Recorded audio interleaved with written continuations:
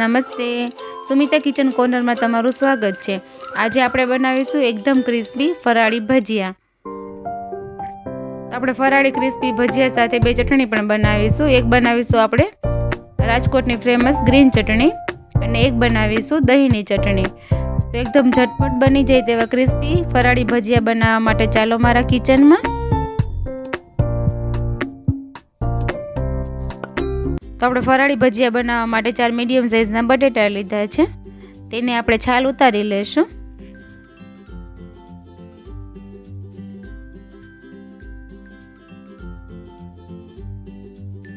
તો આ રીતે આપણે બધા બટેટાની છાલ ઉતારી લેશું.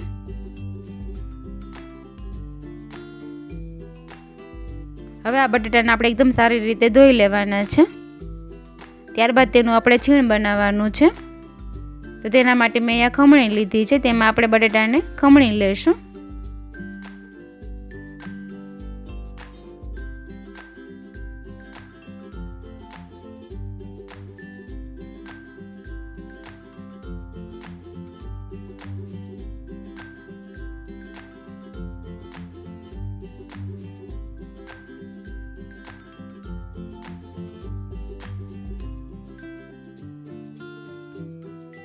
તો આપણે આ રીતે બધા બટેટાને ખમણી લેશું.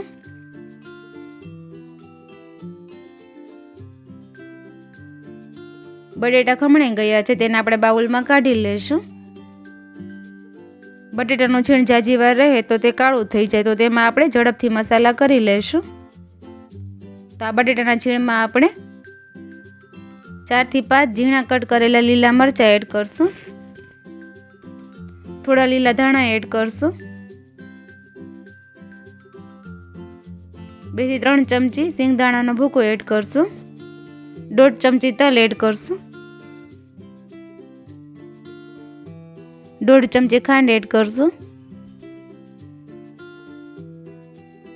1/2 ચમચી તીખાની ભૂકી એડ કરશું. 1/4 ટીસ્પૂન શેકેલા જીરાનો પાવડર એડ કરશું. સ્વાદ પ્રમાણે મીઠું એડ કરશું. 1 ઇંચ આદુનો ટુકડો આ રીતે ગ્રેટ કરીને એડ કરશું. આ મિશ્રણને આપણે સારી રીતે હાથથી મિક્સ કરી લેશું.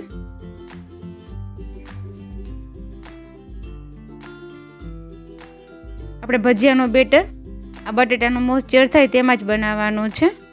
તો આપણે 1/2 કપ સાંભાનો લોટ લેશું. તેને મોરૈયો પણ કહી શકાય. તેને મેં મિક્સરમાં સારી રીતે પીસી લીધો છે. તે આપણે અડધો એડ કરશું. 1/2 કપ રાજગરાનો લોટ લેશું.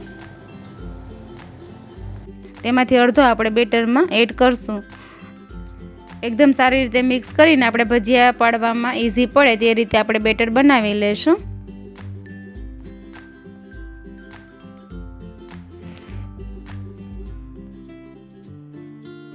આ બેટરમાં હજુ લોટની જરૂર છે, તો આપણે બંને લોટ 1-1 ચમચી એડ કરી દઈશું. એકદમ સારી રીતે મિક્સ કરી લેશું. આ ભજીયા આપણે એકદમ ક્રિસ્પી બનાવવાના છે, તો આપણે તેમાં સોડા જરા પણ એડ નથી કરવાના. 1 ચમચી લીંબુનો રસ એડ કરશું. તો આપણે ભજીયા માટેનું બેટર તૈયાર છે. તેને આપણે ભજીયા બનાવી લેશું. તો આપણે હાથમાં લઈને આ રીતે ભજીયું પાડી શકાય તે રીતે બેટર બનાવવાનું છે. તો આપણે તેલ ગરમ છે તેમાં આપણે ભજીયા પાડી લેશું.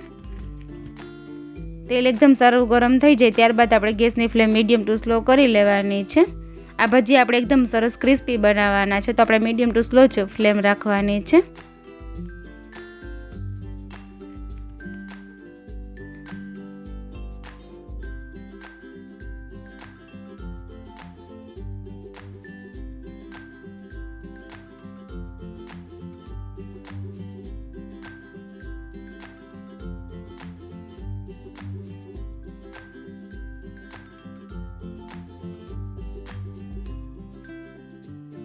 તો થોડો ગોલ્ડન કલર થાય તેવા આપણે ભજીયા તળી લેશું.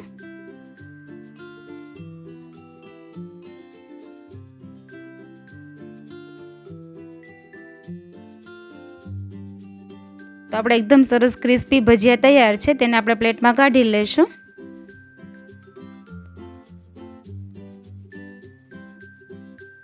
આ રીતે આપણે બધા ભજીયા બનાવી લઈશું.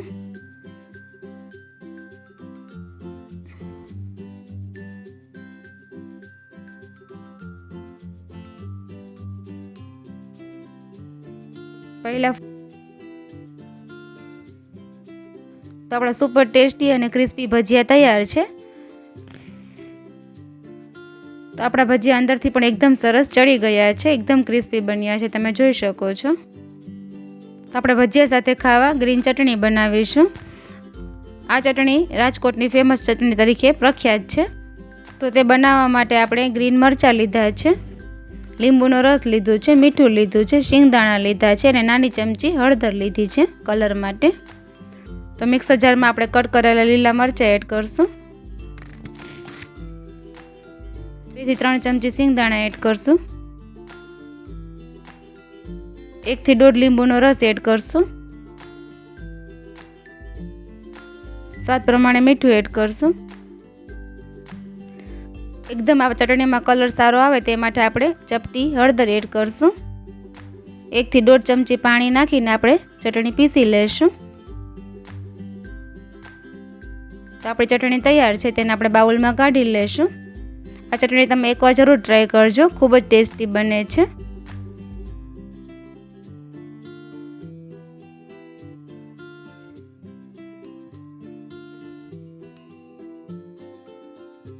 હવે આપણે બીજી ચટણી દહીંની ચટણી બનાવીશું.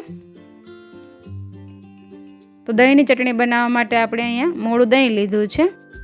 તેમાં આપણે 1/4 ટીસ્પૂન મીઠું એડ કરશું. 1/4 ટીસ્પૂન સંચળ એડ કરશું.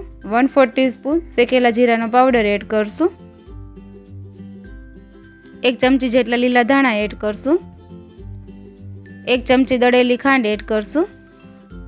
1/4 ટીસ્પૂન તીખાની ભૂકી એડ કરશું. એકદમ સારી રીતે મિક્સ કરી લેશું.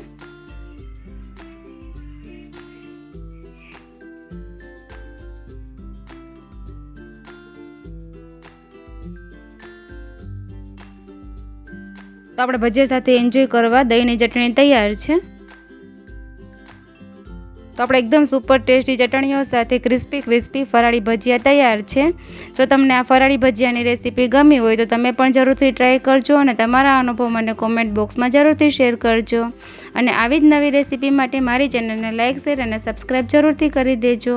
બાય બાય ફ્રેન્ડ્સ, ફરી મળીશું એક નવી રેસીપી સાથે. Thank you for watching.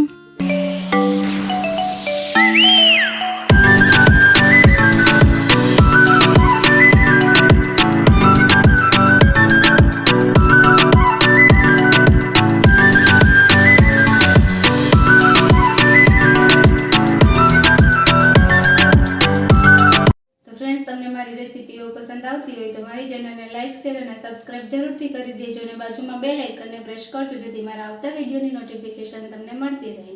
Bye bye friends.